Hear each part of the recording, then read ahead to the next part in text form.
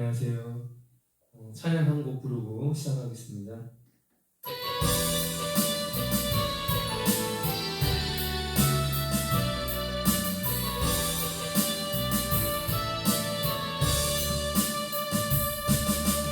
너희의 하나님의 교회 부르심을 따라 일어나 거칠은 광야 외치는 소리로 거듭거듭 기어나라. 성령이여 이 세대를 향해 주의 진리를 선포케 하소서. 십자가에서 죽으신 그 사랑 우리 사랑 되게 하소서. 닫힌 문들이 열리시려나 모든 세대여 일어나라. 주 예수께 무릎 꿇고 경배드리신 죽음 이기신 평화의 왕 성령이여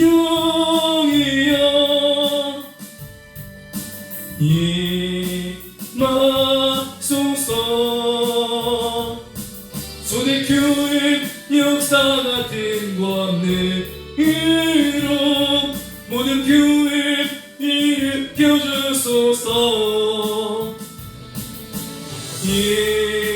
일어나라 기뻐하라.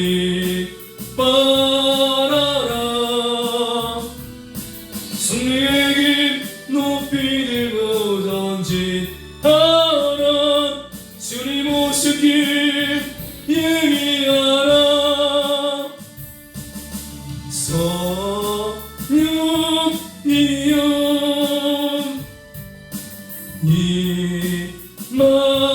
임하소서. 초대교회 역사 같은 권능으로 모든 교회 일으켜주소서.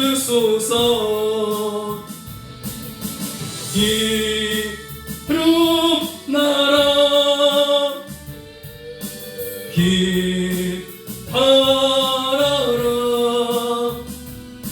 승리의 길 높이 들고 전진하라. 주님 오시길 예비하라.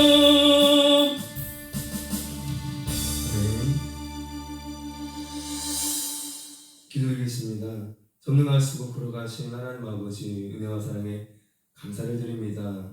추운 날씨 속에서도 우리 모든 신학생들 주 명예를 지켜주시고 이렇게 같이 방송을 켜고 수업에 임할 수 있도록 함께 해주신 진심으로 감사를 드립니다. 처음 시작하는 시간부터 마치는 시간까지 성령 하나님 주관하여 주시옵소서.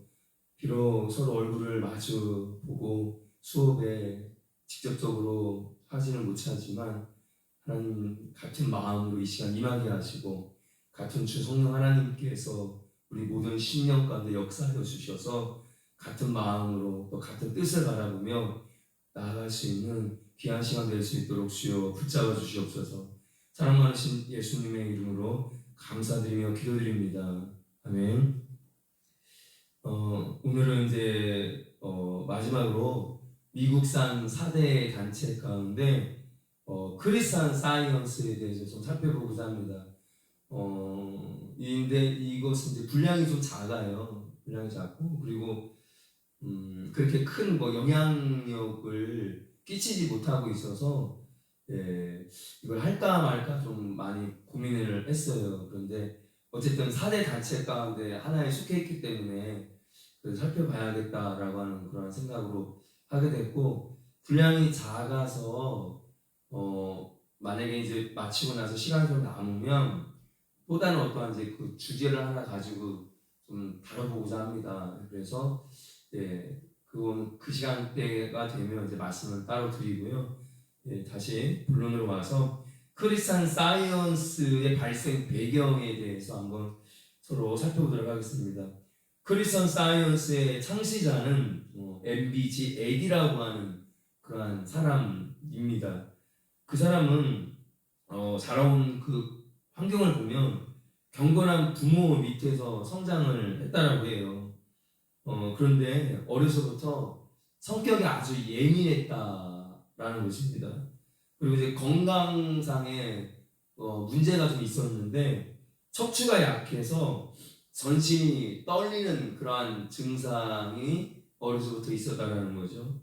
그리고 그로 인한 신경 마비 상태로까지 이어질 그런 좀 악조건적인 신체 조건을 가지고 있었다라는 것입니다. 이 에디의 아버지는 엄격한 칼빈주의자였다라고 합니다.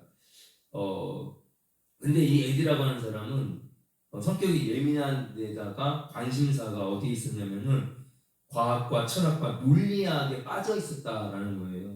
그래서 이 칼빈주의 신학의 무조건적인 선택론, 예정론과 같은 교리에 대해서 그는 상당한 저항감을 가지고 있었다라고 이렇게 알려져 있습니다.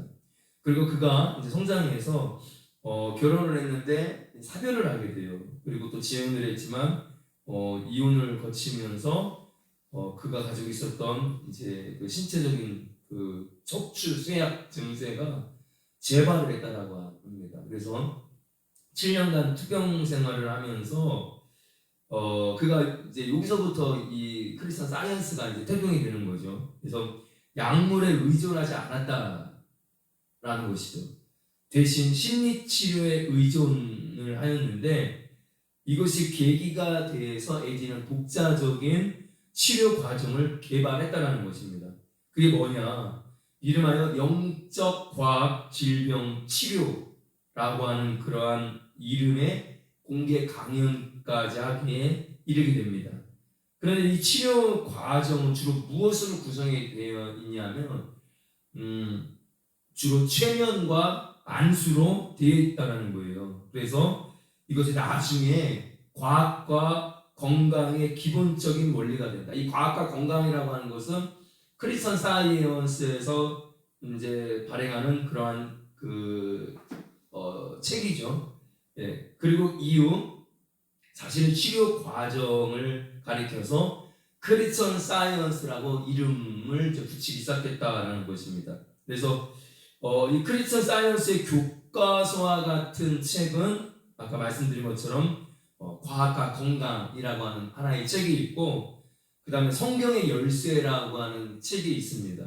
그런데 이 책들은 신적인 교감을 통해서 기록된 것이다 라고 이렇게 주장을 합니다. 1879년에 에디가 마침내 과학자 제일교회 혹은 그리스도의 과학자 교회로 이제 교회를 세우게 돼요. 그래서 이 교회의 목사가 되었고 이 운동이 미국 전 지역에 고르게 퍼지기 시작했다라는 것입니다. 그래서 그 지경을 넓혀서 영국, 호주, 유럽 대륙, 화란, 남아공화국, 멕시코와 아시아로 퍼져나가기 시작했고 많은 회원을 얻기에 이르게 되었다라는 것입니다. 예, 그러면 이 크리스천 사이언스의 교리는 어떠한 문제가 있는가, 성격적으로 무엇이 잘못되었는가를 살펴보겠습니다. 먼저 크리스천 사이언스의 계시관을 한번 볼게요. 이 정신치료 원리와 관련해서 에디는 다음과 같은 자기 고백을 하였습니다. 자, 읽어드리겠습니다. 1866년 나는 그리스도와 과학, 즉 생명과 진리와 사랑에 대한 하나님의 법칙들을 발견하였고 나의 발견을 크리스천 사이언스라고 불렀습니다. 하나님의 은혜로 수년 동안 나를 연단하셔서 과학적인 정신치료의 절대 원리에 대한 주님의 계시를 받아들이게 하셨습니다. 그래야 나는 하늘의 확신을 갖게 되었습니다. 신적인 계시와 이성적 증거를 통하여 절대적인 결론에 도달하게 하셨습니다. 이 이성 안에서 계시가 점차 그리고 명백히 신적인 능력으로 나에게 임하였습니다. 이렇게 고백을 합니다. 그런데 여기서 핵심은 뭐냐? 에디 자신의 치료가 과학적인 치료이면서 동시에 하나님께서 직접 주시는 은사 내지 계시로 말미암은 것이다라고 그렇게 이해하고 있다는 거예요. 예, 과학적인 치료 거기에 플러스 하나님의 은사 또는 계시로 주신 그러한 치료이다. 하나님의 계시를 말하는 에디는 형식적으로는 성경의 유일한 권위의 책이라고 주장을 한다는 것입니다. 예, 성경을 유일한 하나님의 권위의 책이다라고 이렇게 이야기를 하지만 실제로 과학과 건강이라고 하는 이 책이 사실은 성경보다 상위의 권위를 가지고 있다라는 것을 우리가 엿볼 수 있어요. 그래서 성경은 과학과 건강의 내용의 그 관점에서 해석된 책으로서만 이해되어질 때 그 가치를 가지고 있다. 성경 단독적으로 어떠한 그런 권위와 가치가 있는 것이 아니라 에디 자신이 기록한 과학과 건강이라고 하는 그 관점에서 해석이 될 때 그것을 근간으로 성경을 읽을 때 인정이 된다. 그 가치가 이렇게 지금 주장을 하고 있다는 것입니다. 그래서 이 말을 좀 더 설명을 해보면 과학과 건강의 해석적인 원리는 무엇이냐? 바로 이원론적인 사고의 근간을 두고 있다는 것입니다. 달리 말하면 이 에디는 물질의 존재를 부정하고 대신 그것을 무엇으로 해소했는가? 환상으로 해소했다라는 거예요. 물질을 부정하고 영적인 부분 내지 환상으로 이렇게 바꿔버렸다는 것입니다. 그래서 물질은 정신과 영적, 신적인 것에 반대되는 것이라는 개념이 이 이원론적인 사고방식에 작동이 된다라는 것이죠. 이러한 원리를 질병에 적용했다는 거예요. 그래서 질병을 가리켜서 무엇이라고 이제 그가 이야기하는가? 질병을 나타내는 하나의 육체적인, 신체적인 현상, 실제적인 어떠한 그러한 몸에 나타나는 그러한 모습 반응 이거라고 표현하는 것이 아니라 질병은 어떤 정신적인 것이다 라고 이야기를 합니다. 실제적인 육체의 질병이 아니라 그냥 정신의 영역이다 라고 이야기하는 것이죠. 그리고 일종의 죽음에 대한 공포와 같은 정신적인 것이다 라고 이렇게 가르치고 있고 세뇌를 시킨다라는 거예요. 그래서 질병은 일종의 망상에 속한 것이다. 그건 실제가 아니다. 허구이고 망상에 불과한 것이다. 라고 이렇게 이야기를 합니다. 그러니까 어떻게 돼요? 이 질병은 육체적인 부분이 아니라 정신적인 문제에 속한 것이다. 라는 것입니다. 이런 바탕에서 질병에 걸린 사람에게 어떻게 가르치냐면 실제로 병든 것이 아니다. 대신 정신적인 질병이라고 하는 망상에 사로잡힌 것이다 라고 이렇게 자기 지면을 걸어버린다는 거예요. 아까 과학과 건강이라고 하는 그 책의 근간을 이루는 것이 뭐라고 했어요? 자기 체면과 안수라고 이야기를 했잖아요. 그것이 바로 그 원리가 여기에게 똑같이 동일하게 적용이 되는 것입니다. 그러니까 어떤 병을 통해서 실질적으로 내가 안고 있는 어떤 통증, 병증까지도 일종의 가상적인 일이다라고 강조해버린다는 것입니다. 그렇게 만들어버리는 거예요. 그렇게 계속해서 체면을 거는 거죠. 이건 실제적이고 어떤 신체적인 직자 아픈 것이 아니라 어떤 그냥 화상이나 망상에 불과한 가상에 불과하다. 그러니까 심지어 죽음조차도 실제가 아닌 환상이다. 실제 죽는 것이 아니라 죽는다는 어떤 그런 환상에 불가한 것이다라고 이렇게 강변한다라는 것입니다. 이런 사상이 과학과 건강을 지배하는 해석학적인 원리이다라는 것입니다. 그렇기 때문에 여러분 이러한 이원론적인 관점에서 성경을 해석하게 되면 어떻게 될까요? 성경 본문에 대한 그 의미가 심각하게 훼손이 될 게 뻔한 것입니다. 불을 보듯 뻔한 사실이죠. 실제적으로 이들이 성경을 읽고 해석할 때 어떠한 해석을 하게 되냐면 영적인 해석이라고 하는 그러한 해석학적인 원리를 따른다는 거예요. 그러니까 성경을 실제의 일이 아니라 그 안에 다 영적으로 그렇게 해석을 한다는 거예요. 그러니까 예를 들면 시편 23편, 우리가 너무나 잘 알고 있는 그 시편 23편의 말씀을 그들이 읽을 때 이걸 어떻게 바꿔서 이해를 하게 되냐면 여호와라고 하는 그러한 말씀을 실제가 아닌 어떤 추상적인 개념으로 바꿔버리는 거예요. 환원시켜버리는 거죠. 그러니까 여호와라고 하는 실제가에서 어떤 여호와의 하나님의 속성, 여러 가지 속성 가운데 하나인 어떤 사랑이라고 하는 그런 개념으로 바꿔버립니다. 그래서 시편 23편에 말씀에 기록된 여호와를 신적 사랑이라는 말로 대체를 해요.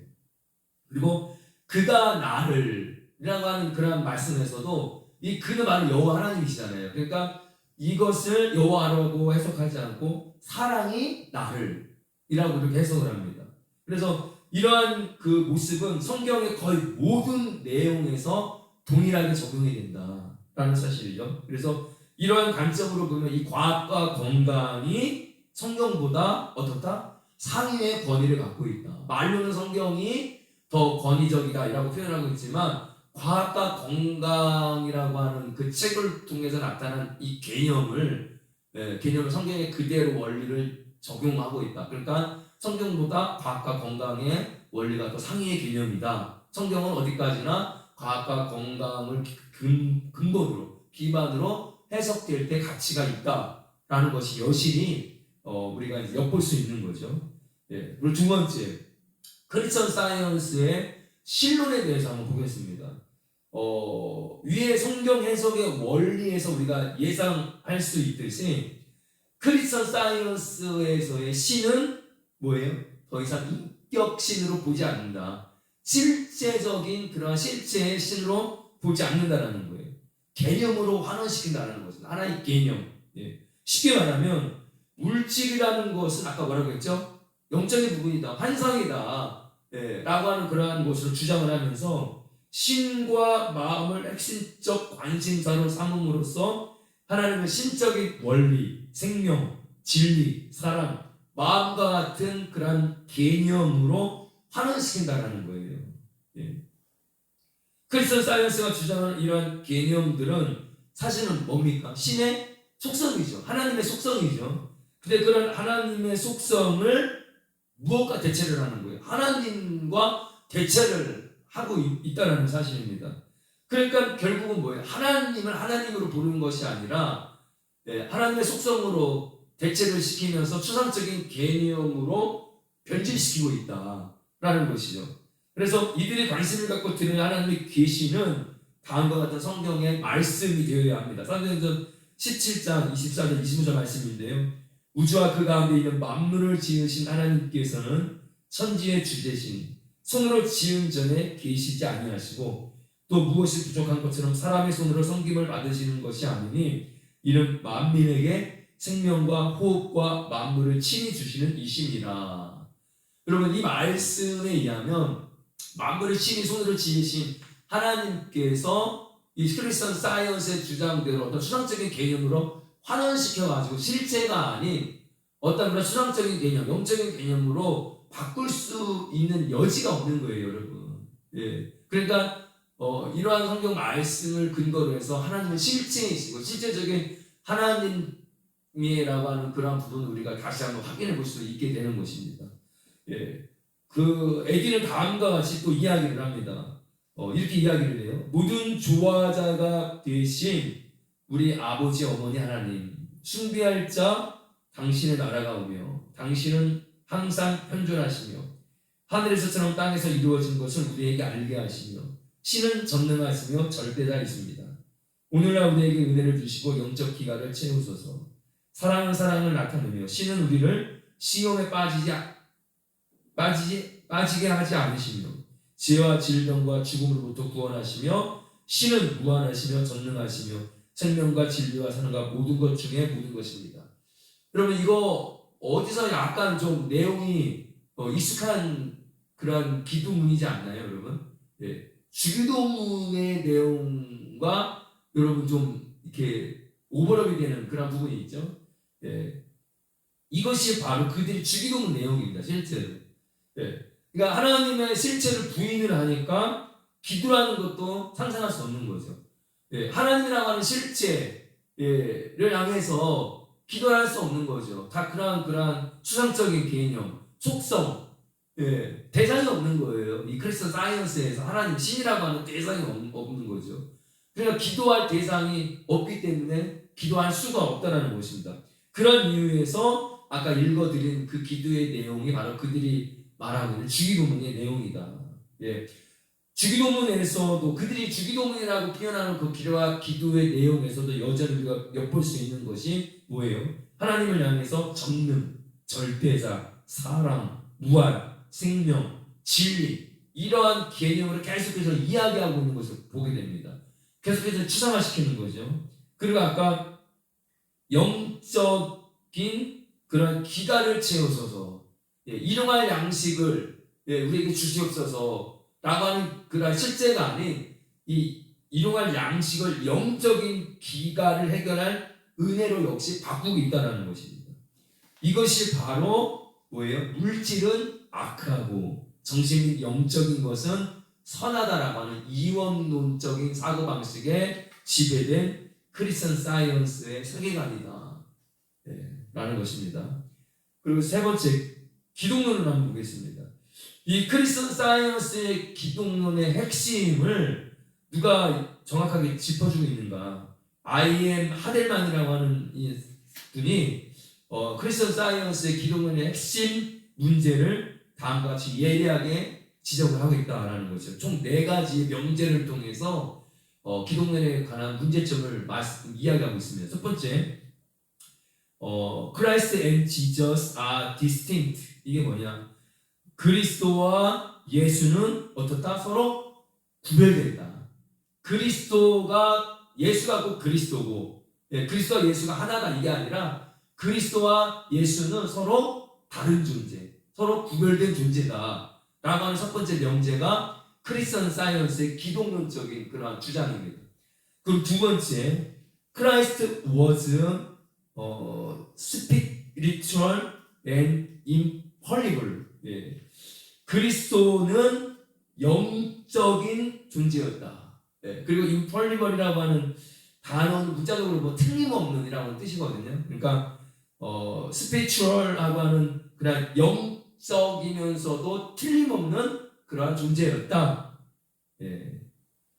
그리고 세 번째, Jesus was material manhood. 예수는 육적인 인간이었다. 그리스도와 예수는 서로 구분된다. 그리스도는 영적인 존재였다. 반면에 예수는 영적인 문제가 아니라 뭐다? 육적인 인간이었다. 철저하게 구분해놓고 있죠. 그리스도와 예수를, 그리스도는 영, 예수는 인간, 육 이렇게 구분을 해놓고 있습니다. 그리고 네 번째 마지막 명제가 보면 그렇기 때문에 도달할 수 있는 결론이 뭐예요? Jesus was not Christ. 예수는 그리스도가 아니었다. 이렇게 이러한 결론으로 도달하게 된다는 것입니다. 그래서 크리스천 사이언스가 갖고 있는 이러한 이원론적인 세계관이 기독론에도 어김없이 적용되는 것을 우리가 확인해 볼 수 있다는 것이죠. 다시 말하면 한 분 그리스도 예수를 두 다른 실체로 구분하고 있다. 물질적인 존재와 영적인 존재로 구분한다. 그리고 이러한 생각은 어디에 가장 크게 영향을 미치는가? 그리스도의 속죄, 대속에 영향을 미친다는 것이죠. 왜냐하면 물질은 계속해서 크리스천 사이언스가 뭐라고 주장합니까? 물질은 실제가 아니라 비실제적인 것이다. 그리고 망상에 불과하다. 허구이다. 허상이다. 라고 계속해서 이야기하죠.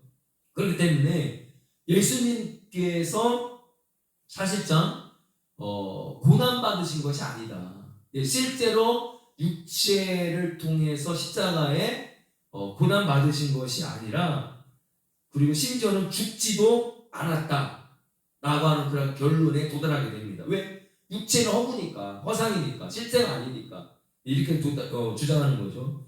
그리고 부활이라는 것도 이러한 이원론적인 개념의 근거에서 불멸성이라든지 영적 존재로의 곧자오적인 승리, 부활이라고 하는 것을 죽었다가 다시 살아나는 육체의 그런 부활이라고 해석을 하는 것이 아니라, 보는 것이 아니라 그냥 불멸성이다, 또는 영적 존재로 다시금 태어나는 곧자원적인 승리라고 하는 어떤 그런 추상적인 개념으로 부활을 언급하고 있다. 이렇게 볼 때 기독론에서 심각한 이단성이 증명된다고 할 수 있습니다. 왜냐하면 예수 그리스도의 십자가를 인정을 안 하죠. 예수 그리스도의 대속을 인정을 하지 않습니다. 그리고 부활을 또 인정을 하지 않아요. 그러니까 가장 기독교의 근간을 이루고 있는 십자가 부활을 인정하지 않는다. 심각한 이제 우를 범하고 있다는 것입니다. 그래서 이것을 우리가 이제 더 언급할 필요도 없겠지만 그리스도의 단번제를 통한 속죄의 개념 같은 것도 크리스천 사이언스에서는 일종의 허구요 망상에 불과하다. 단번에 이룬 십자가를 통해서 이룬 그리스도의 그런 속죄의 개념은 허구에 불과한 거죠. 절대로 이러한 일이 있을 수가 없다는 것입니다. 그리고 네 번째, 인간론을 보겠습니다. 크리스천 사이언스에서는 창세기 1장부터 4장을 어떻게 해석하는가? 철저하게 영적으로 해석을 한다. 그래서 죄를 하나의 실체로서 인정하지 않는다라는 것입니다. 그러면 죄를 어떻게 바라보는가? 단순히 마음에 속한 일로서 일종의 왜곡된 신념 같은 것을 해석을 하고 있다. 달리 말하면 죄는 인간의 인식의 오류, 즉 착각에 불과한 것이다. 이 착각에서 벗어나면 어떻게 되겠는가? 이렇게 보면 인간은 스스로 신과 깊은 교제 가운데 있는 존재라는 걸 자신을 발견하게 된다. 착각으로 이루어진 그것만 우리가 벗어나면, 착각에서만 빠져나오게 된다고 한다면, 착각에 빠질 수밖에 없는 그러한 오류를 인간이 벗어나기만 한다고 한다면 죄에 관련된 문제에 있어서 걸릴 게 없는 거죠. 죄가 인간을 죄와 사망으로, 죽음으로 끌고 갈 필요도 없고 이유도 없는 거죠. 그러다 보면 인간은 스스로 어떻다 신과 같은 깊은 교제 가운데 있는 존재다. 죄로 인해서 싸울 필요도 없고, 죄의 문제를 통해서 회개할 이유도 없고, 그냥 내가 죄에 빠져 있었던 그런 어떠한 오류, 그냥 오류에서 내가 추정만 하고 오류만 벗어나면 이 착각에서 내가 순간 판단력이 흐려진 그 착각에서 내가 빠져나오기만 한다면 아무 문제가 될 수가 없는 거예요, 여러분. 그럼 얼마나 좋겠습니까? 그러니까 이 인간론에서 볼 때도 심각한 그런 이제 문제가 나타나게 되는 거죠. 그러니까 그 이원론적인 사고 방식에서 출발을 한 것이 이렇게 기독론에서도 영향을 미치고 또 인간론에도 영향을 미치고 심각한 이제 문제가 발생이 됩니다. 그럼 당연히 어떻게 될까요? 구원론에도 이제 영향이 미치는 거죠. 왜냐하면 아까 예수 그리스도의 대속의 죽음을 실제로 보지 않는다고 말씀드렸잖아요. 그러니까 심각한 구원론에서도 이제 문제가 발생이 되는 것입니다. 크리스천 사이언스가 말하는 구원은 뭐냐? 생명과 진리와 사랑이 가장 궁극적으로 이해되고 증거되고 있는 상태다. 구원은 우리의 육체가 죽고 다 흙으로 돌아가지만 우리의 진짜 속사람인 영혼이 멸하지 않는 그러한 천국에 가서 주님과 함께 영원한 영생의 삶을 이루는 것이 아니라, 그러한 실제가 아니라 그냥 생명, 진리, 사랑 이러한 수상적인 개념이 궁극적인 것으로 이해되고 증거되는 상태다. 죄와 질병과 죽음이 필연적으로 소멸된 상태다. 이게 바로 구원의 개념으로 그들은 이해를 한다는 것입니다. 이들에게 있어서 구원은 실제적으로 죄와 악은 존재하지 않는다는 것을 깨달음으로써 일어난다. 예. 구원이 뭐를 통해 일어나는 거야? 예수 그리스도를 믿는 믿음으로 말미암아 구원을 받는 것이 아니라 실제로 죄는 없다. 실제적인 악은 존재하지 않는다. 이거를 인간이 어떻게 하면 깨닫기만 하면 구원을 받는다라는 거예요. 참, 네. 이처럼 죄라는 실체가 없으니까 예수 그리스도의 계속적 죽음을 믿음으로 구원을 얻는다라고 하는 성경적인 사실은 어떻게 돼요? 필연적으로 무인하게 되는 거죠. 그리고 마지막으로 종말론을 보겠습니다. 이들에 따르면 아까 말씀드린 것처럼 예수의 죽음 또 부활은 일종의 망상에 불과하다고 말씀드렸잖아요. 그리고 나아가서 그대로 올라가신 그 육체 그대로 올라간 승천까지도 다 허구요 망상에 불과한 것이다라고 보고 있습니다. 비실제적인 일이다라고 이렇게 해석을 하는 거죠. 따라서 뭐예요? 재림하실 예수님도 존재하지 않는다라는 거죠. 이렇게 보면 우주적 종말이라고 하는 궁극적인 그런 심판과 또 재림하신 예수님에 의해서 일어나는 그러한 구원이라고 하는 그런 사건은 일어나지 않는다. 우주적 종말은 일어나지 않는다. 그러니까 심각한 종말론에 있어서도 이제 문제가 일어나게 된다는 것입니다. 그러니까 이 크리스천 사이언스의 이원론적인 이 세계관이 결국은 심각한 이제 이단적인 문제로 이루어지게 돼서 기독론, 인간론, 구원론, 그리고 나아가 종말론에 이르기까지 예수님에 대한 그러한 소망에 대한 것도 전혀 크리스천 사이언스에서 줄 수 없고, 그리고 성도들을 신부로서 준비시키는 어떤 그러한 말씀도 전혀 여기에 해당이 될 리가 없다는 것입니다. 그래서 크리스천 사이언스는 사실 뭐 우리가 크게 이렇게 우리에게 영향력이 미치지가 않아요. 잘 알지 못하고. 그런데 미국산 4대 단체 가운데 이제 하나고, 그리고 또 이 안에 우리가 읽어보면 당신이 우리가 그냥 넘어갈 수만은 없는 확실하게 그 개념을 알고 성경적으로 올바르지 못한 그런 부분들을 우리가 이해함으로써 다시 한번 우리가 확실하게 좀 짚고 넘어갈 필요가 있다는 거죠. 그래서 마지막으로 신학적인 평가를 해보게 되면 크리스천 사이언스는 아까 말씀드린 것처럼 신을 인격신으로 보지 않아요. 실제적인 하나님을 보지 않습니다. 다 뭐로 추상화시켜요? 하나님의 속성에 해당되는 그런 부분, 뭐 생명, 사랑, 진리 이러한 부분들을 다 추상적인 개념으로 환원을 해요. 치환을 시킵니다. 그래서 모든 것 안에 충만한 사랑, 뭐 진리, 생명으로 하나님을 신을 표상하기 때문에 결과적으로 분명하게 어떤 오류를 범하고 있냐면 범신론적인 그런 오류에 빠져 있다라는 것이죠. 그리고 두 번째, 한 인격의 두 분성의 교리를 두 다른 실체로 이원한다. 물질과 영이라고 하는 두 다른 실체로 이원화시킨다. 그래서 중보자 그리스도 되심을 스스로 포기했다는 것입니다. 필연적으로 이 크리스천 사이언스에서 대속의 기독론, 예수 그리스도의 십자가는 불가능하게 만들었다는 거예요. 의미가 없다. 뿐만 아니라 이들의 불완전한 기독론은 나아가서 삼위일체 하나님의 이해를 심각하게 훼손하고 있다. 내가 삼위일체를 부정한다라고 말은 하지 않고는 있지만 이러한 이론적인 사고 방식에 대한 그런 것이 결국은 삼위일체를 심각하게 훼손하고 있다. 자연스럽게 연결이 되고 있다는 것입니다. 세 번째, 인간은 아까 계속 말씀드렸잖아요. 이 죄의 문제에 있어서 죄라고 하는 실체, 우리를 죽음으로 사망으로 이끌고 가는 이 죄, 이것을 실제적인 것으로 보는 것이 아니라 인간은 실제로 타락하지 않은 것이다. 그래서 죄와 그 결과로서의 비참함, 즉 질병과 고통으로부터 존재론적으로 구속될 필요가 없다. 그냥 내가 죄라고 하는 어떤 그런 오류, 착각에 빠진 거에서 그냥 내가 벗어나가면 된다. 그것을 다시 수정하고 우리만 바로 잡으면 된다라고 하는 그런 식으로 죄를 너무나 가볍게 여기고 있다는 것입니다. 그리고 네 번째 보시면 예수의 죽음과 부활, 승천이 다 뭐다? 망상이다. 허구에 불과하다. 실체가 아니다. 따라서 재림하실 예수님도 존재하지 않는다.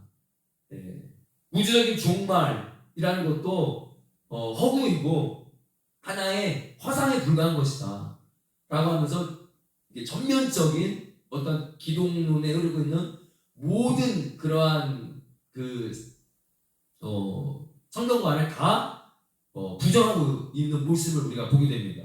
그리고 마지막으로 5번째 보면 이러한 모든 오류는 그 무엇으로부터 비롯됐는가?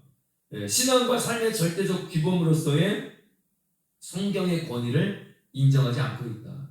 과학과 건강이라고 하는 그 책을 더 우선순위에 두고 있으며 자기의 어떠한 그러한 그 육체적인 질병을 치료하는 과정 가운데 가지고 있었던 어떠한 그런 체면적인 그러한 방법 또 그 안에서부터 또 하나님 어떤 시적인 계시를 받았다라고 하는 것으로 그거를 이렇게 포장하는 그러한 것으로서 성경보다 더 권위를 두고 있기 때문에 첫 단추부터가 잘못 띄어짐으로 말미암아 모든 것이 다 성경적으로 다 뒤틀리고 있다라고 하는 것을 이제 보게 됩니다. 그래서 다시 한번 이제 이 크리스천 사이언스를 마지막으로 미국산 4대 이단 단체에 대해서 살펴보았고요.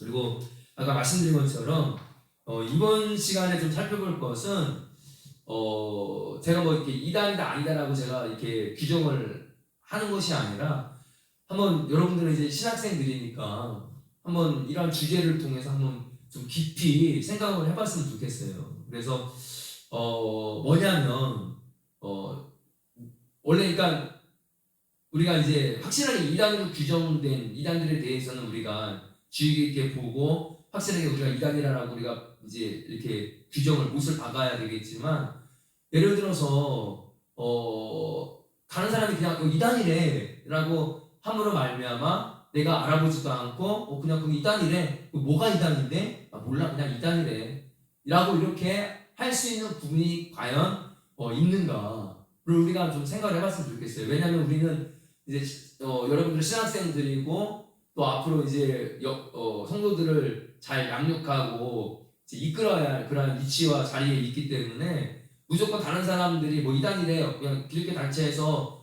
그냥 이단으로 규정했대 총회에서 이단으로 규정했대 근데 왜 그게 뭐가 문제였대 몰라 그냥 알 필요도 없고 그냥 이단이래 라고 이렇게 넘어가는 여러분이 되는 것이 아니라 한번 좀 우리가 그 안에서 성경적으로 무엇이 잘못되어 그리고 성경적으로 나는 이 부분을 어떻게 바라봐야 하는가를 스스로 한번 좀 생각해보는 시간을 좀 가졌으면 좋겠어요. 그래서 여러분 변승 목사님 아시잖아요. 예전에 큰 믿음 교회였는데 이제 지금은 사랑의 교회로 아마 이제 교회 명칭이 바뀌었을 거예요. 제가 알기로는. 그런데 그 변승 목사님 이단으로 정죄가 되었는데 제가 또 최근에 뉴스를 보니까 이단으로 정죄가 됐다가 또 다시 이제 또 이단에서 풀렸다고 또 이렇게 제가 또 알고 있거든요. 근데 아직도 많은 분들이 이제 그 변승 목사님을 이단이라고 이제 규정을 하고 있어요. 근데 또 많은 사람들이 또 변승 목사님 교회 시적으로 출석을 하고 있고 그 안에서 또 이제 신앙생활을 하면서 저는 이단이 아니다라고 하면서 이제 이러한 모습을 보이고 있거든요. 그래서 여러분들이 그러면 왜 변승 목사님에 대한 이 부분이 왜 이렇게 이단으로 처음에 규정이 되었고 아직도 많은 사람들이 이단이라고 생각하고 있고 또 어떤 부분에 있어서 또 약간 위험에 있는지 여러분들이 그런 부분들을 한번 좀 이렇게 살펴보고자 하는 그런 시간을 가졌으면 좋겠습니다. 그래서 제가 이단이다 아니다라고 규정을 말씀을 여러분들에게 드리는 것이 아니라는 점을 좀 처음에 먼저 제가 말씀을 드리고요. 그리고 이제 여러분들에게 나눠드린 이 교환은 이단 사상 비판이라고 하는 논문이에요. 백석대학교 신대원에서 나온 이 이단 사상 비판이라고 하는 논문 중에 제가 일부를 발췌를 한 겁니다. 그래서 전부를 다 이제 기술한 것이 아니라 거기서 이제 주로 다루고 있는 부분, 핵심적인 부분만 제가 따로 발췌를 했어요. 그래서 그 이제 백석대학교 백석총회에서는 왜 변승 목사님을 왜 이단으로 규정을 했었는가에 대한 그 근거가 이제 논문에 나오거든요. 그래서 이 논문을 중심으로 이제 핵심적인 부분을 살펴봄으로써 여러분들이 어떻게 해서 어떠한 관점으로 바라봤기 때문에 이제 이런 부분이 나오고 또 이러한 부분이 성경적으로 과연 올바른가 아니면 잘못되었는가 이거를 한번 생각을 해봤으면 좋겠습니다. 여기 보시면 이제 이거는 제가 이제 그대로 말씀을 드리는 거예요. 이단사상 비판이라고 하는 신대원 백석신대원 연구 논문을 인용된 그 글을 제가 그냥 그대로 읽어드리는 것입니다. 변승호 목사가 지은 저서는 다음과 같은 신학적인 특징을 드러낸다. 첫째, 백석 교단에 속한 자로서 이 연구 논문을 작성할 당시 현재는 제명되었다라는 것이죠. 백석 교단에 속한 자로서 교단의 교리를 존중하지 않는 경향이 뚜렷이 보여준다. 그러니까 여기에 보면 우리가 이제 무엇을 알 수 있냐면 이 변승호 목사님이 주장하고 있는 이러한 여러 가지 주장은 백석 교단의 교리와 지금 충돌한다, 안 맞는다. 이거를 먼저 밝히고 있는 거예요.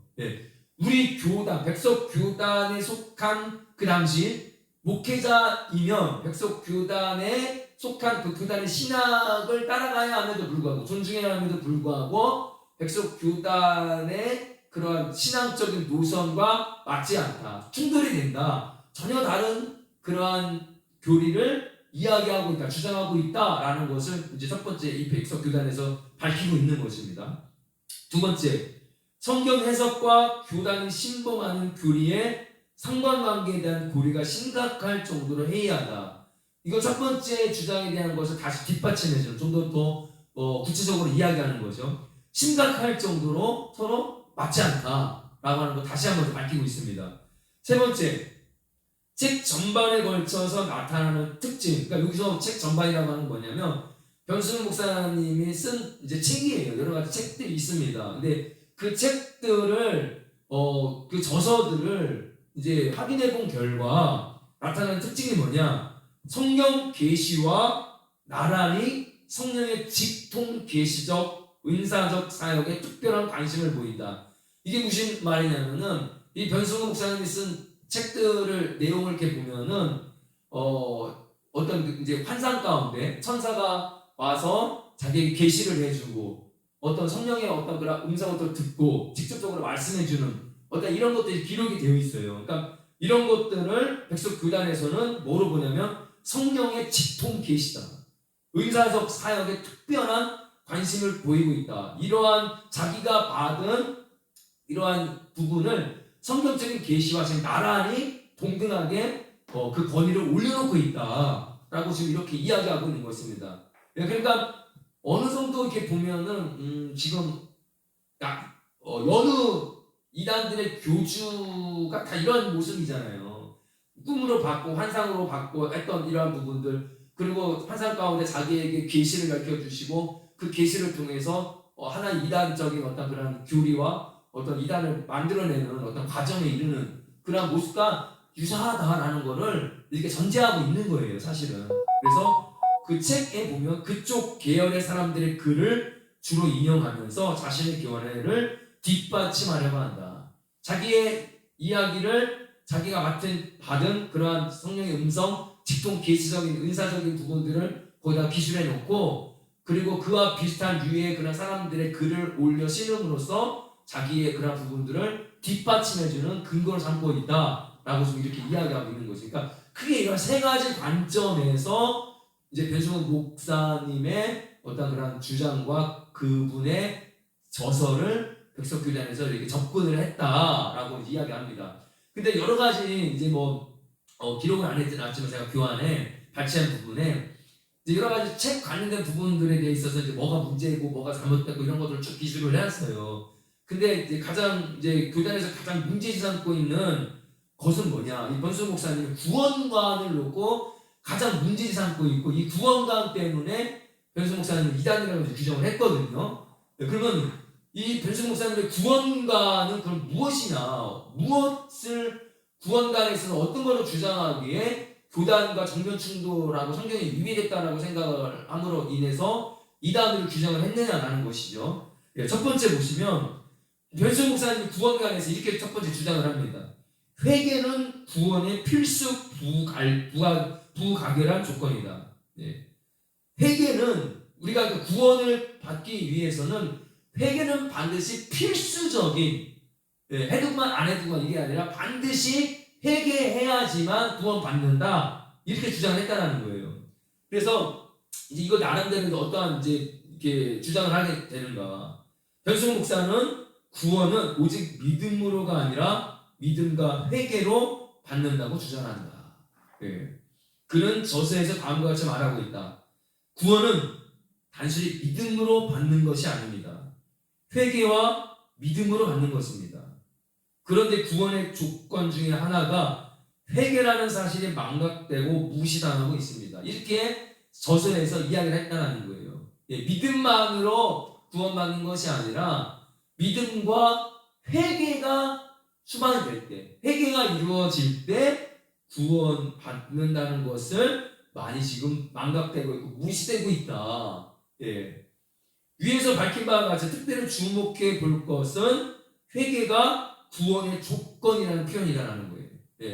구원의 조건, 믿음만이 아니라 오직 믿음으로가 아니라 믿음과 플러스 회개다. 그러니까 회개는 구원의 조건이다. 필수 부가결한 조건이다.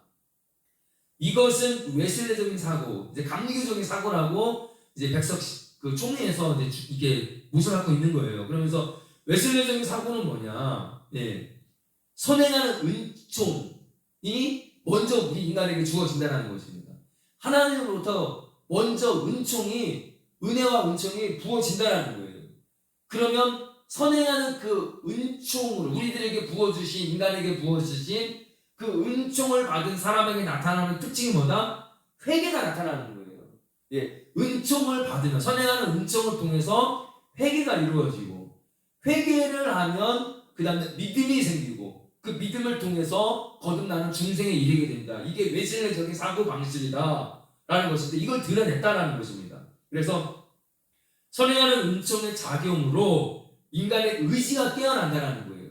하나님의 선정적인, 그러니까 선행하는, 먼저 부어주시는 그 은총의 작용으로 우리 인간의 의지가 깨어난다.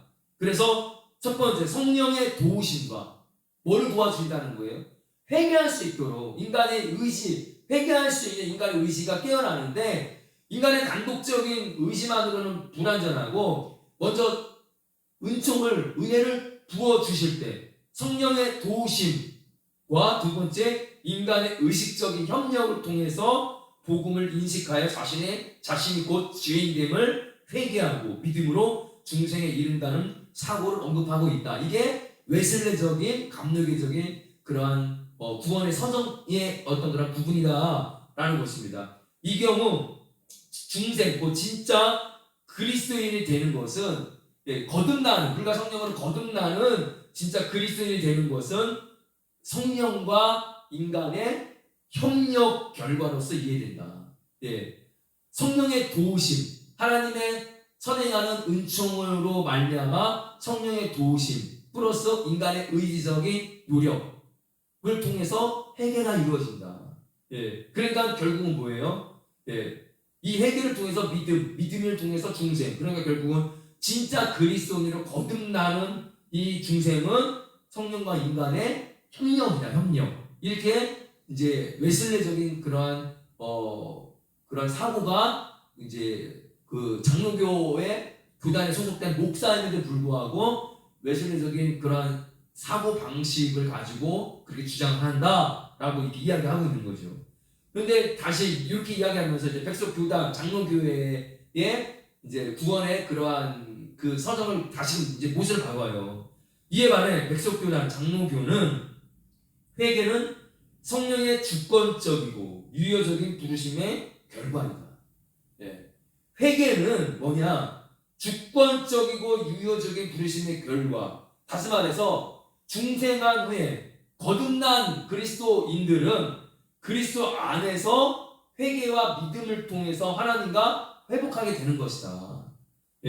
다시 말하면 처음에 하나님의 그러한 부르심, 소명이 우리에게 부어지면 그 유효적인 소명을 통해서 거듭나는 역사가 일어나게 된다는 거예요. 그러니까 웨슬레적인 그러한 신학적인 구조와는 전혀 이제 순서가 바뀌는 거죠. 웨슬리적인 신학에서는 중생은 마지막 단계예요. 근데 장로교, 칼빈주의적인 그런 장로교 신학에서는 중생이 바로 하나님의 비유적인 소명 바로 다음에 거듭나는 중생의 역사가 바로 일어나는 것입니다. 그리고 이러한 거듭난 중생의 그러한 역사가 이루어진 그리스도인들에게 나타나는 것이 바로 뭐예요? 회개라는 거예요. 회개하고 그 다음에 그 회개를 통해서 구원에 있는 믿음으로 나아가는 그러한 이러한 구조가 이제 장로교의 구조이다라는 것입니다. 그래서 이렇게 된다고 한다면 회개는 변승 목사가 주장하는 것처럼 구원의 조건이 아니라 장로교에서는 뭐다? 성령께서 시작하신 구원의 인격적인 결과가 된다. 회개해야지만 그 회개를 통해서 구원에 이르는 조건이 아니라 구원받은 사람에게 나타나는 인격적인 당연한 결과이다. 이렇게 주장을 한다는 거예요.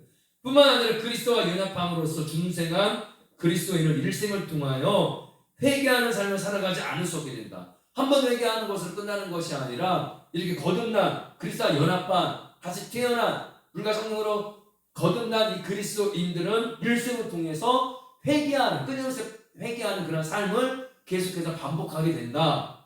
이 회개는 간혹 획기적으로 일어날 수도 있으나 대개의 경우 인격적인 돌이킴이고 그리스도와의 지속적인 관계 안에서 이루어지는 인격적인 일이다. 그러니까 여러분, 제가 여기서 말씀을 드리고 싶은 거는 뭐냐면 이 변승 목사님이 회개는 구원을 위해서 반드시 필요한 그러한 조건이다라고 이야기하는 것을 이 장로교 신학 백석총회에서는 장로교 이 신학 칼빈주의 신학이라고 하는 그런 틀에 놓고 바라보는 거예요.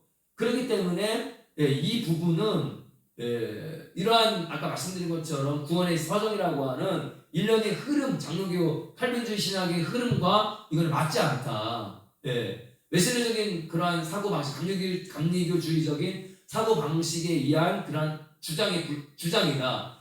근데 이거를 이렇게 좀 마음을 열어놓고 뭐라고 할까, 구원을 바라보는 단계가 다르다라고 이렇게 교단적인 어떤 신학적인 차이에 의해서 구원을 바라보는 단계가 다르다라고 이렇게 좀 열어놔야 되는데 그 장로교에 속한 목사에게도 불구하고 왜 감리교적인 어떤 그런 구원의 단계를 말하냐, 이거 잘못됐다 알아가면서 이걸 하나의 이제 구원관에 있어서 이단적인 그런 요소로 이제 좀 정제를 했다라는 거예요. 여러분 이해되시죠? 그래서 제가 말씀드리고 싶은 거는 여기서 여러분들이 이제 좀 이렇게 나름대로 좀 뭐라 할까 이렇게 판단을 좀 내렸으면 좋겠다.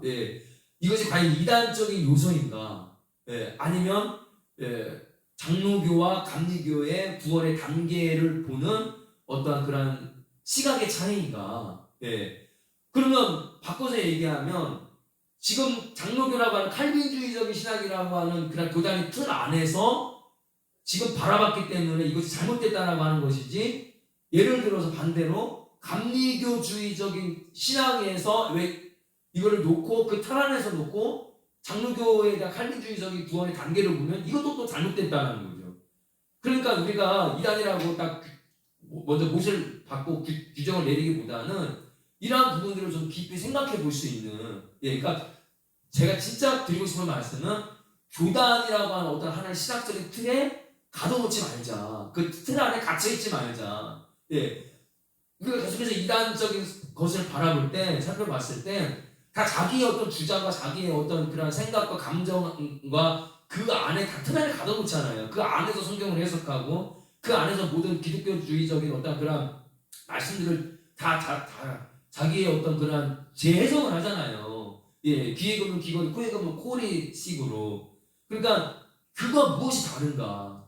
교단의 신학의 틀 안에 딱 놓고 성경을 거기에 부합되면 진리고, 교단의 틀 안에서 벗어나면 이거는 성경 말씀과 위배되고, 이것이 아니라는 거죠. 제가 진짜 드리고 싶은 말씀은. 그러니까 여전히 보시면 이게 뭘 의미하냐면 성경이 우위라고 절대적인 권위를 가지고 있다라고 하지만 이것 역시 성경 위에 뭐가 있는 거예요? 교단 신학이 있는 거예요. 신학이 성경보다 더 위에 있는 거죠. 여러분, 신학이 먼저입니까? 신앙이 먼저예요. 예. 신앙이 먼저잖아요. 신앙 밑에 그 신앙을 바로 체계화하고 더 체계적으로 확립하기 위해서 신학이 있는 거지. 신앙을 바탕으로, 성경을 말씀 진리를 바탕으로 그 안에 여러 교단적인 그 신학이 다 다른 거잖아요. 근데 신학적인 틀 안에 이미 가둬놓은 거예요. 예. 그래서 교단적인 틀 안에, 신학적인 틀 안에서 벗어나면 이건 성경 말씀과 달라. 이렇게 지금 정죄하고 있는 것은 이거는 좀 바람직하지 못하다. 라고 하는 것을 좀 말씀을 드리고 싶습니다. 그래서 제가 뭐 변승 목사님 이단이다 아니다를 말씀을 드리는 게 아니라 왜 장로교 교단에서 변승 목사님을 왜 이단이라고 규정했는가. 첫 번째 주단 구원론에서 일단 장로교 그러한 그 교리 신학과 이단은 맞지 않다. 전혀 엉뚱한 얘기를 하고 있다. 사실 엉뚱한 얘기가 아니죠. 감리교주의적인 어떤 그러한 구원의 단계를 말하고 있다라는 것이 첫 번째 이제 요인이고, 두 번째 결정적인 이제 이단적인 요소를 꼽고 있는 게 바로 이 부분이에요. 두 번째, 한 번 구원은 절대로 영원한 구원이 아니다. 구원받은 사람도 버림받을 수 있다. 한 번 구원은 영원한 구원이 아니다. 이렇게 주장했습니다. 이 부분을 놓고 이단이라고 규정한 거예요, 여러분. 사실 여러분 이제 이 부분은 사실 좀 말씀드리고 싶은 부분이 많아요. 하지만 이단에 관련된 지금 그 수업이기 때문에 그 부분을 따로 떼어서 좀 말씀드리기는 좀 어렵지만 어쨌든 그 논문을 중심으로 발췌한 부분에서 읽어드리겠습니다. 이 글의 맥락에 따라 볼 때 변승 목사는 자신이 장로교에 속한 자이지만 알미니안주의에 속해 있음을 여실히 드러내겠다. 여기서 분명히 밝히고 있잖아요. 장로교단에 속해 있음에도 불구하고 알미니안주의, 웨슬레 신학, 감리교 신학에 여실히 지금 그러한 주장을 하고 있다는 거죠. 변승 목사는 진짜 신자도 진짜 버림받을 수 있다라는 사실을 두 가지 근거를 가지고 주장하고 있다. 진짜 신자, 중생하고 거듭난 진짜 구원받은 성도도 진짜 버림받을 수 있다라는 것을 두 가지 근거를 통해서 주장한다는 거예요. 첫 번째, 히브리서 6장 4절부터 6절 말씀인데요. 한번 비침을 얻고 하늘의 은사를 맛보고 성령에 참여한 바 되고 하나님의 선한 말씀과 내세의 능력을 맛보고 타락한 자들은 다시 새롭게 하여 회개케 할 수 없나니 이는 자기가 하나님의 아들을 다시 십자가에 못 박아 현저히 욕을 보임이라.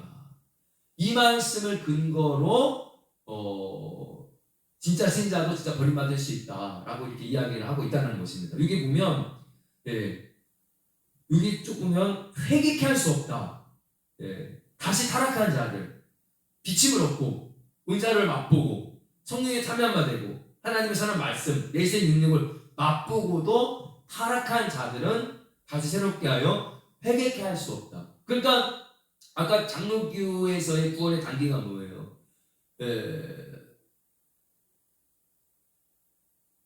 중생한 그리스도인들이 그 삶을 그리스도와 연합을 이루는 그런 삶 가운데 믿음과 신앙생활을 하면서 끊임없는 회개, 반복적인 그런 회개가 이루어진다라고 이야기를 했잖아요.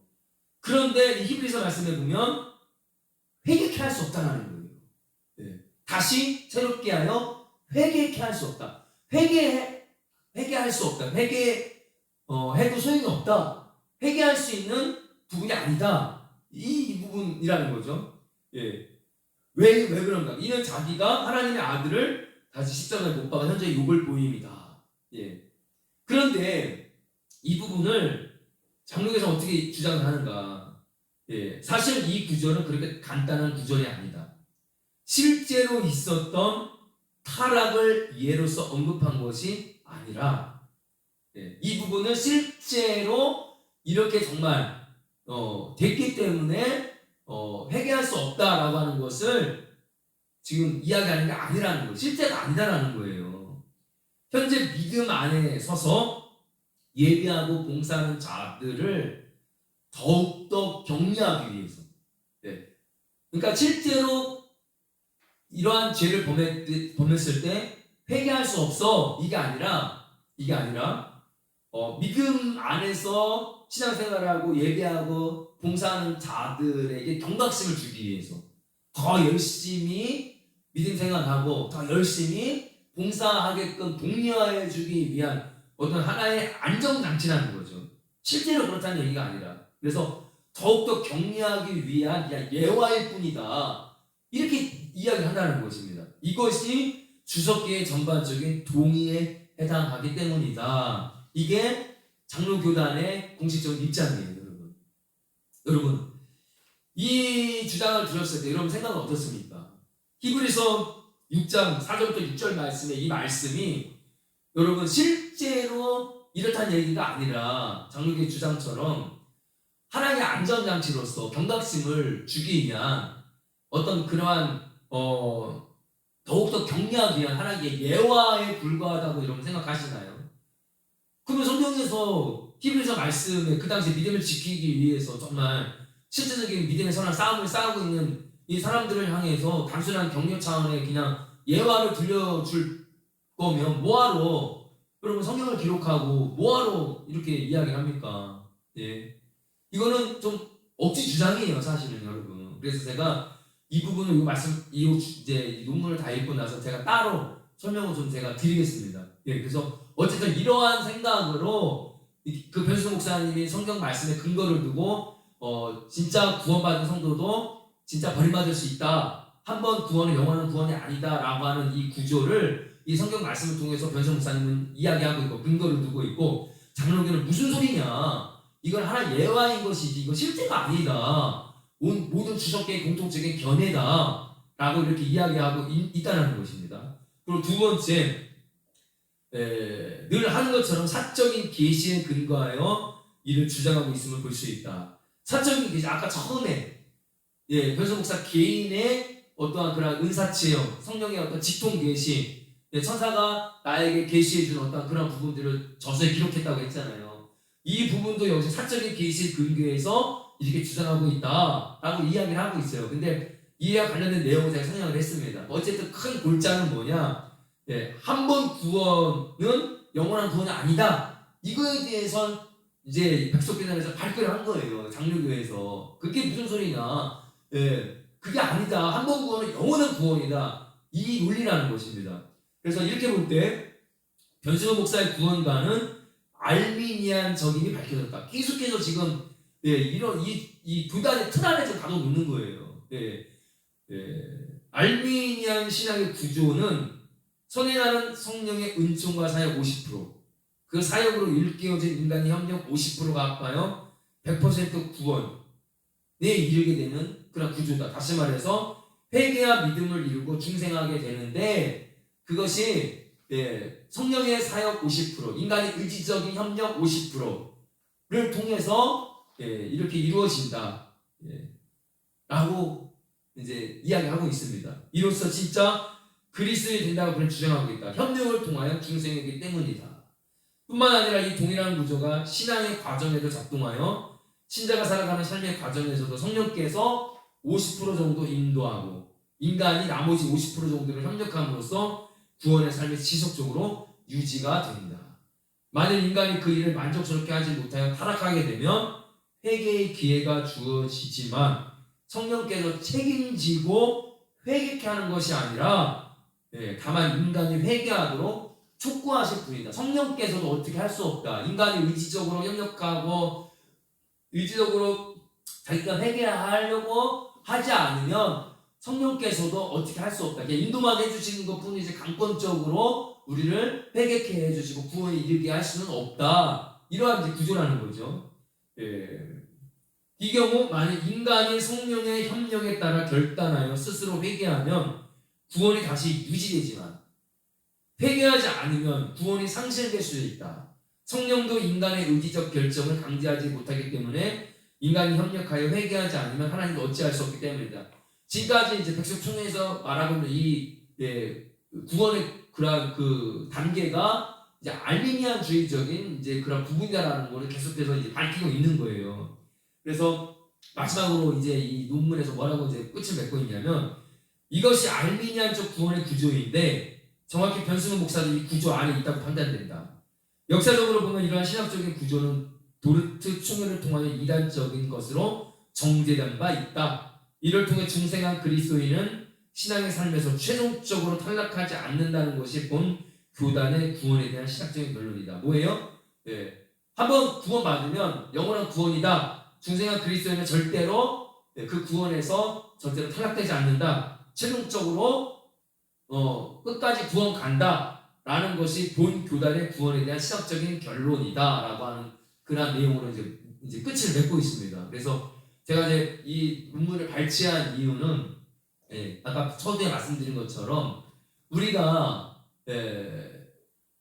당신이 누군가에 의해서 이단이다 아니다 이거를 그냥 듣고 그렇다 아무 생각 없이 그냥 받아들이는 것이 아니라 과연 성경적으로 정말 어떠한 부분이 좀 위험한 부분이고 이단적인 요소가 있고 아니면은 또 바르게 가고 있는지를 스스로 분별할 수 있는 좀 여러분들이 되기를 원하는 마음으로 제가 좀 올렸어요. 사실은 좀 조심스러운 부분이지만 그래서 제가 말씀드리고 싶은 것은 어쨌든 이 백석 총회에서 장로교 칼빈주의적인 신학의 교단의 틀 안에 놓고 지금 병신 목사님이 주장하고 있는 구원관에 대한 부분을 해석을 하고 있다. 교단의 틀 안에 성경을 해석하고 있다라고 하는 첫 번째 이제 부분이고요. 그리고 아까 이제 걸리는 것 중에 하나가 히브리서 6장 4절부터 6절까지의 말씀이 과연 정말 실제로 회개케 할 수 없다. 한번 신령한 은사를 맛보고 비침을 얻고 성령 내세 체험을 하고 성령을 체험하고 나서 타락한 자들이 회개했을 때 그 회개케 할 수 없다라고 하는 것이 그냥 단순한 경각심에 그냥 어떠한 독려해주기 위한 힘을 주기 위한 그러한 예화일 뿐인가 아니면 이것이 진짜 실제 그렇다는 얘기인가 여러분 좀 깊이 생각을 해봤으면 좋겠어요 여러분. 그래서 제가 끝으로 제가 이제 이 히브리서 아까 말씀드린 6장 4절부터 6절까지의 말씀에 대한 부분을 마무리 짓고 이제 이번 시간을 마무리 짓겠습니다.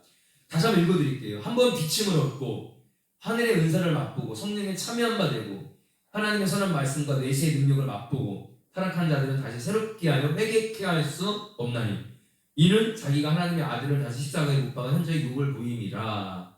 여러분 이 히브리서 6장 4절부터 6절까지의 말씀은 어떤 의미 어떤 관점에서 기록되어 있는가 여러분 이걸 보셔야 돼요. 전체적으로 근데 앞절에 히브리서 6장 1절부터 3절까지의 말씀을 보시면 그리스도의 도의 초보를 버리라 이 말씀이 먼저 기록되어 있거든요.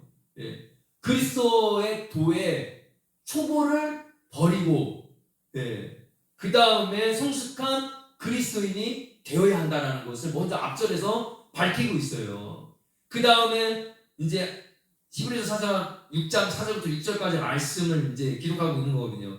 그러니까 이 말씀이 기록된 이유는 뭐냐면 그리스도의 초보를 버리는 자로서 성숙한 그리스도인이 되어야 할 이유에 대해서 설명을 하고 있는 거예요. 왜 초보를 버려야 하는가? 믿음의 초보를 버려야 하는가? 성숙한 그리스도인이 되어야 하는 그 이유가 뭐냐? 바로 쭉 가서 다시 타락한 자들은 새롭게 회개케 할 수 없기 때문이다 라고 하는 그 이유를 뒷받침하는 것입니다. 그러니까 여러분 이 말씀에 대한 의미를 한번 좀 보기를 원합니다. 그래서 한번 비침을 얻고 하늘의 은사를 맛보고 라고 하는 표현은 뭘까요 여러분? 맛봤다, 비침을 얻었다, 맛봤다 라고 하는 것은 깨달았다는 거잖아요. 경험을 했다는 것입니다. 은사를 하늘의 은사를 경험했다는 거예요. 하늘의 은사를 깨달았다는 것입니다. 그래서 과거에 이렇게 우리가 경험을 했지만 은혜를 경험하고 은사를 다 체험했지만 지금 만약에 예를 들어서 배교하거나 주임을 떠난 사람들에게 해당이 되면 어떻게 될까요 여러분? 전에 한번 비침을 얻고 하늘 신령한 은사를 맛보고 체험했던 그것이 아무리 크고 중요하다 하더라도 지금 현재 내가 예수를 떠나고 배교하고 타락한 자가 된다고 한다면 어떻게 되냐는 거예요 여러분. 전에 받았던 그러한 큰 은사 체험, 신비 체험, 은혜 체험이 여러분 의미가 있을까요? 의미가 없는 거예요 여러분. 그래서 그런데 우리가 지금 배교하지 않았기 때문에 지금 타락하지 않았기 때문에 주를 안 떠났기 때문에 괜찮다라고 이렇게 생각을 하면 안 된다는 것입니다. 예. 만일 우리가 그렇게 생각하면 오늘 말씀은 이 말씀 히브리서 이 말씀 나와 상관하는 말씀이에요. 아 나는 주님을 배반하지도 않았는데 내가 타락하지도 않았는데 이게 뭐 나랑 무슨 상관이야? 이렇게 된다는 거죠, 여러분. 그래서 이 본문 말씀을 통해서 우리가 깨달아야 할 부분은 뭐냐면 우리가 이렇게 맛보고 끝나는 인생이 되어서는 안 된다는 것입니다. 계속해서 이야기를 하잖아요. 비침을 얻고 은사를 맛보고 사면바 되고 선한 말씀과 내세의 능력을 맛보고 계속 맛보고 예, 맛만 보고 끝나는 시간이 되어서는 안 된다는 거예요, 여러분. 그래서 과거적인 어떤 경험, 나 예전에 다 그런 은사 체험 해봤어, 다 은혜 받아봤어. 근데 지금은요, 아이 지금이 중요하지, 나 옛날에 그렇게 해봤다고, 왕년에 나 그렇게 해봤다고, 이러한 저와 여러분 되서는 안 된다는 것이죠.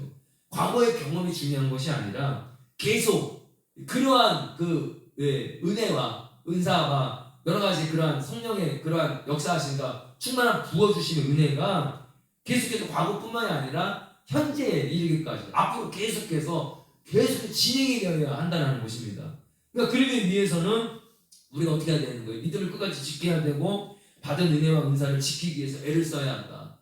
이게 과연 아까 말씀드린 것처럼 이 백석교단의 그런 장로교의 그런 그 주장처럼 어떤 하나의 그냥 예화에 불과하다? 여러분 이거 진짜 심각한 거예요, 여러분. 그래서 이건 단순한 예화가 아니라 실제로 그렇다는 겁니다. 실제로 여러분. 그래서 한번 빛을 만든 후에 그 빛을 잃어버리게 된다면 우리가 빛으로 표현되는 예수 그리스도를 통한 그런 우리가 빛으로 나아간 저와 여러분이잖아요. 근데 예수 그리스도께로 나아갔음에도 불구하고 어둠에서 빛과 빛 대신 예수 그리스도께로 나아간 저와 여러분이 되었음에도 불구하고 우리가 그 빛을 잃어버리면 빛을 잃어버린다는 게 뭐예요? 예수 그리스도에게서 떠난다는 거잖아요. 빛 대신 예수 그리스도로부터 돌아선다는 것입니다. 그런 인생이 된다고 한다면 여러분 어떻게 되어야 하는가? 예수님께서 말씀이 육신에 대해서 이 땅에 오셨잖아요. 빛으로 오셨잖아요. 그러면은 우리가 그 빛 가운데서 돌아섰으면 빛과 빛을 잃어버린 인생이 된다고 한다면 다시금 예수님께서 빛 대신 예수님께서 말씀 육신이 되어서 이 땅에 다시금 오셔야 되잖아요. 그죠? 오실 수밖에 없잖아요. 우리 다시 빛 안으로 들어가려면. 그렇게 되면 어떠한 논리가 어떠한 구조가 다시금 또 이루어지게 돼 반복이 돼야 되는가? 소립 때 말씀이 육신이 되어서 빛으로 오신 예수님께서 우리 인간을 빛 가운데로 인도해 주시고 예수 그리스도께 십자가에 못 박아 죽어 주신 그 십자가의 대속적인 사건이 바로 빛 가운데로부터 떠난 빛으로부터 돌아선 우리 때문에 예수님께서 또 그러한 죽음을 당해야 한다는 것입니다, 여러분. 예, 다시 예수님을 십자가에 못 박아야 한다는 거예요. 이브리서 말씀의 논지는. 그래서 한번 비침을 받았는데 타락하게 되면 여러분 이게 뭘 의미할까요? 비침을 얻었는데 타락한다? 배교해가라는 것입니다. 영적으로 보면 뭐예요? 어둠으로 다시 돌아갔다는 거예요, 여러분. 그래서 생명을 잃고 사망의 그늘과 어둠에 거한 인생이 되어버렸기 때문에 마귀가 가는 영원한 어둠의 장소인 지옥으로 갈 수밖에 없는 어리석고 불쌍한 인생이 될 수밖에 없다는 것입니다. 그러니까 우리가 왜 빛 대신 예수님을 영접해야 되고 빛의 자녀가 되어야 하는가? 그 이유는 정확하고 명확하다는 사실입니다. 그래서 여러분 아까 장로교에서 계속 중생한 그리스도인에게서 나타나는 그런 특징이 지속적인 회개, 그리스도와 연합을 이룬 중생한 그리스도인에게서 반복적인 회개가 이루어진다고 말씀드렸잖아요. 맞아요. 예, 회개를 계속해서 반복해야 하는 것입니다. 그죠? 그런데 중요한 것은 회개를 반복한다라는 것은 여러 가지 의미에서 사실은 문제가 됩니다. 왜 그러냐? 반복된 죄를 계속해서 짓고 회개를 계속한다는 것은 뭐예요? 사실은 용서받기가 어려운 거예요, 여러분. 예. 반복적인 죄를 계속해서 짓는 거예요. 어떤 죄를 지었습니다. 그 죄를 짓고 회개를 해야 돼요. 근데 그것으로 끝나는 것이 아니라 회개함으로 말미암아 다시금 돌이켜서 죄를 깨닫고 주님께로 다시금 가는 그런 믿음의 길을 가는 것이 아니라 회개를 했음에도 불구하고 또 똑같은 죄를 반복적으로 또 짓고 또 회개하고 그 지은 죄를 또 반복적으로 또 짓고 또 회개하고 여러분 이렇게 되면 문제가 발생이 된다는 거예요. 그 반복적인 죄에 대한 회개는 사실은 용서받기가 어렵다. 여러분 우리도 그렇잖아요. 우리의 자녀들이 어떠한 실수와 잘못을 범해요. 그럼 처음에는 그것을 와가지고 정중하게 이제 잘못했다고 용서를 구하면 처음에 이제 용서해 주잖아요. 근데 계속해서 그 똑같은 실수와 그 잘못을 계속해서 우리 아이들이 반복해서 한다. 그럼 어떻게 될까요? 너 진짜 너 그거 잘못한 거 깨달은 거 맞니? 너 네 잘못에서 그거를 이렇게 돌아서고 네가 할 의지가 있기는 하니? 너 그냥 입으로만 잘못했다고 하는 거 아니야? 안 되겠어. 너 그냥 이렇게 용서해주고 넘어갔더니 이게 진짜 용서해주는 줄 알고 계속해서 똑같은 짓만 계속해서 반복하네? 안 되겠어. 이렇게 되는 거잖아요, 여러분. 마찬가지라는 것입니다. 그래서 같은 죄를 계속 회개하는 것은 뭐를 의미하냐면 죄를 계속해서 반복해서 똑같이 짓고 있다는 뜻이잖아요. 그래서 여러분 회개는 입으로만 하는 것이 아니라 옷을 찢는 것만이 아니라 마음을 찢는 회개가 이루어져야 한다는 것입니다. 예. 입으로 회개하고 눈물만 흘리는 회개가 아니라 마음을 찢지 않으면 어떻게 되는가? 금방 다시 예전의 모습으로 돌아가는 거예요. 회개를 여러 번 반복한다는 것은 결국 뭐예요? 네, 입으로만 회개하고 내 옷만 겉으로만 그냥 찢었지 진짜 내 안에 있는 그 죄를 지을 수밖에 없게 만드는 그 오염되고 타락된 그 마음을 찢지 않았다는 것입니다, 여러분. 그러므로 무조건 회개만 하면 된다라고 하는 잘못된 마음과 생각을 버리고 회개하고 돌이켜서 주님께 용서를 받는다는 것이 얼마나 힘들고 어려운 것인가. 그냥 입으로 잘못했습니다, 용서해 주세요. 회개하면 나 용서 받았어. 이렇게 쉬운 것이 아니라 정말 진심으로 내 잘못된 생각과 마음을 버리고 그곳에서부터 돌이켜서 다시금 믿음을 향하여 주님께 나아가는 그 과정도 어려울 뿐더러 진정으로 주님께 내 죄를 용서받는다는 것이 얼마나 힘들고 어려운가. 여러분 회개할 때 그 죄의 중압감을 여러분 아셔야 되는 거예요. 너무나 쉽게 우리가 생각을 하면 죄를 너무 가볍게 여길 수밖에 없는 우리들이 된다는 것입니다. 그래서 회개할 때 정말 애통하면서 우리의 마음을 찢는 저와 여러분이 되시기를 원합니다. 그래서 앞에서 언급한 대로 여러분 계속해서 왜 히브리서 기자는 맛본다는 것을 계속해서 언급을 할까? 맛보고 끝난 인생이 되지 말라라는 것입니다. 맛보고 끝난 인생들, 맛만 보고 그냥 끝난 인생들은 여러분 실질적으로 내가 먹은 게 아니잖아요. 입에다가 뭐를 먹었어요. 쓴 약을 먹었단 말이에요, 아픈 사람이. 근데 이 혀가 제일 먼저 반응을 보이잖아요. 쓰니까 맛만 봤다가 얼른 뱉었단 말이에요. 그러면 그 약을 먹은 게 아니잖아요. 먹어야지만 소화가 돼서 그 약이 나에게 필요한 어떤 그러한 힘을 공급해주고 나쁜 그런 세균과 병원의 어떤 균을 죽이는 그런 역할을 하게 되는데, 맛만 보고 끝나면 내 입에 들어갔다 나온 것 뿐인 것이지 그걸 내가 소화한 게 아니라는 거죠. 먹은 게 아닌 거예요. 그러니까 히브리서 기자는 계속 맛만 보고 끝나는 인생이 되지 말아라 라고 이렇게 이야기를 하는 것입니다. 그래서 맛만 보고 끝난 인생들을 다시 회개케 할 수 없는 이유가 뭐예요? 하나님의 아들이신 예수 그리스도를 다시 십자가에 못 박아 욕을 보이게 만들기 때문이라는 것입니다.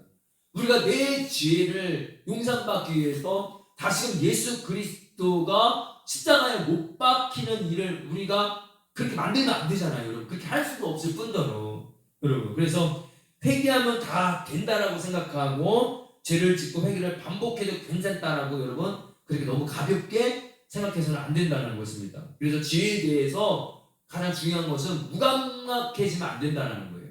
죄를 심상히 여기고 죄를 가볍게 여기면 안 된다는 것입니다. 그래서 절대로 저와 여러분 예수님을 다시 욕되게 하는 그런 어리석은 인생이 되지 마시고 은혜의 성령도 욕되게 하는 그런 저와 여러분이 되지 않기를 정말 진정으로 원하고 바랍니다. 그래서 제가 조금 민감한 좀 부분일 수도 있고 어떻게 보면은 좀 어려운 부분일 수도 있는데, 제가 이단을 다룰 때 제가 항상 여러분들에게 좀 질문을 던져주는 그런 질문의 내용 중에 하나예요, 이 부분이. 과연 변수 목사님은 과연 이단인가? 예, 그래서 장로교 백석교회 백석총회에서 이단으로 규정을 했다라고 하는 것이 뭐예요? 장로교 교단의 틀 안에 놓고 신학이라는 틀 안에 놓고 그분이 주장하고 있는 것이 장로교보다는 감리교 신학에 가까운 알미니아주의적인 그러한 부분에 가깝다라고 하는 하나의 어떤 그런 신앙의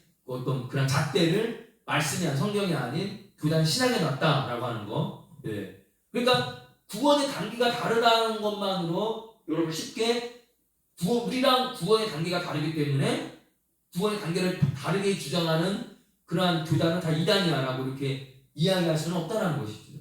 그리고 두 번째, 한번 구원은 영원한 구원이 아니다라고 하는 거. 여러분 이거를 다시 한번 여러분들 심각하게 좀 진지하게 생각을 해보기를 바랍니다. 여러 성경 말씀을 여러분들 알고 있는 그러한 성경적인 지식을 다 동원해서 여러분들 다시 한번 이 말씀을 좀 정확하게 좀 정리를 좀 여러분 스스로 해봤으면 좋겠고, 그리고 여기서 나오는 히브리서 6장 4절부터 6절까지의 말씀을 제가 한번 이렇게 좀 간단하게지만 정리를 해드리는 이유가 뭐냐면, 이 백석교단에서는 이 부분을 주석기의 일반적인 교통적인 견해가 그냥 지체적인 부분이 아니라 일화다. 회개케 할 수 없다라는 건 없다. 회개하면 다 용서받는 것이지 회개를 했는데 용서받지 못할 죄가 뭐가 있냐. 이거는 실질적으로 회개했을 때 용서받지 못한다는 게 아니라 그냥 단순하게 경각심을 주기에 하나 예화에 불과하다라고 이야기한 것에 대한 저의 나름대로의 성경적인 반박이에요, 여러분. 그래서 회개를 해야 되지만 무조건 회개하는 건 맞지만 여러분 원죄는 우리 스스로가 회개한다고 해결할 수 있는 부분이 아니잖아요. 죄 없으신 예수 그리스도를 통해서 예수 그리스도의 대속적인 십자가를 통해서만이 해결이 되는 것이고, 그죠? 그리고 우리 스스로 우리 삶 가운데서 내가 범하는 자범죄는 저와 여러분이 스스로 해결을 해야 돼요. 근데 그 범하는 그 자범죄 문제에서 회개를 할 때 아까 말씀드린 것처럼 습관적으로 반복적인 회개는 여러분들이 좀 심각하게 좀 생각을 해봐야 된다. 반복적인 죄를 짓고 또 회개하고 반복죄를 또 짓고 회개하고, 여러분 이것이 정말 하나님께서 그래도 불구하고 하나님은 인자하시기 때문에 사랑이 많으시고 긍휼이 많으시기 때문에 내가 그래도 불구하고 계속해서 반복적인 그런 죄를 반복적으로 습관적으로 회개하면 끊임없이 용서해 주실 것이다. 여러분 이거 정말 위험하고 큰 우리의 착각이에요, 여러분. 반복적인 회개, 습관적인 회개는 여러분 하나님께서 그 회개를 인정해 주시지 않는다라는 사실을 저와 여러분 꼭 좀 기억을 했으면 좋겠습니다. 그래서 히브리서 이 6장 4절 6절 말씀은 절대 예화가 아니에요, 여러분. 이게 진짜 그렇다는 것입니다. 그래서 다시 한번 저와 여러분 교단이라고 하는 그런 신학의 틀 안에 여러분들 가둬두지 마시기 바랍니다. 여러분 그렇게 되면 성경도 그 안에서 해석이 될 수밖에 없어요. 그 다른 이단이랑 뭐가 달라요, 여러분? 우리가 이단을 바라보고 이단에 대해서 하면서 여전히 나는 교단 신학 그 틀 안에 내가 가둬놓고 모든 것을 교단 신학의 틀 안에 잣대로서 내가 바라보는데, 여러분 이것이 가장 크게 문제가 되는 게 뭐예요?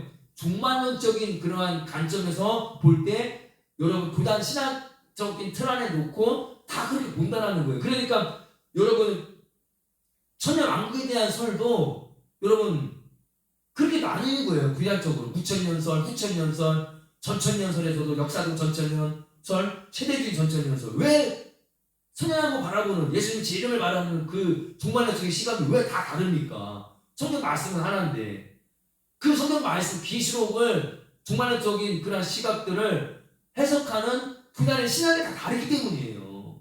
무천년적인 신학에서 바라보면 그렇게 해석이 되는 것이고, 전천년적인 해석에서 바라보면 그렇게 해석이 되는 것이고, 환란전 휴거로 바라보면 또 그렇게 해석을 놓고 환란적인 휴거 안에 신학이라고 하는 틀 안에 놓고 성경을 다 꿰어 맞추는 거예요, 여러분. 이게 얼마나 위험한 발상입니까? 그래서 저와 여러분 제가 이렇게 좀 열을 내는 이유는 제가 안타까워서 그렇습니다. 안타까워서. 그래서 제가 변수 목사님을 제가 이단이 아니다, 이단이다 이렇게 규정하는 게 아니라고 분명히 말씀을 드렸어요. 다만 여러분들에게 생각할 수 있는 시간을, 기회를 좀 가졌으면 좋겠다. 나는 이 부분을 나는 어떻게 바라보고 있는가, 나의 성경적인 견해와 성경적인 어떤 그러한 부분을 통해서 나는 이 말씀을 통해서 어떻게 나는 이 부분을 나름대로 해석을 할 것인가, 한마디로 여러분에게 숙제를 던져주는 거예요. 그래서 좀 부족하지만 한번 이렇게 해서 말씀을 좀 강의를 마쳤고요. 그리고 좀 쉬었다가 지난 시간 마태복음까지 읽은 거로 제가 기억합니다. 그래서 마가복음 이렇게 읽고 마치는 걸 하겠습니다. 수고 많으셨습니다.